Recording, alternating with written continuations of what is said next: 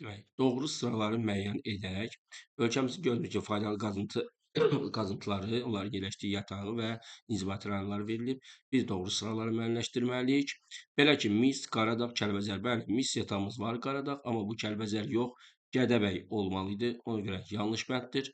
Qızıl, Vecnəli, Zəngilan. Bəli, bu bizim doğru bəndimiz sayılacaqdır. 2. Demək, seolit, Ağdağ seolit yatağımız var. Hansı ki, bu Tovuzda, amma Azərkənd bizim gips yatağımız deyə bu yanlış bənd sayılacaqdır. Bunu doğru bənd saymayacaq biz.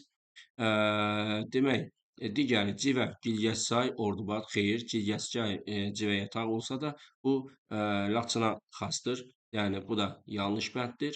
Alnit, bəli, Daşkəsəndə Alnit yatağımız var. Zəylik, bu bizim doğru bəndimiz olacaq. Demək ki, bizim burada doğru bəndləri işarə elədik. Doğru bəndlərimiz burada uyğun gələcək. 2 və 5 bəndi. Demək, 2 və 5 bizim doğru bəndlərimiz sayılacaq.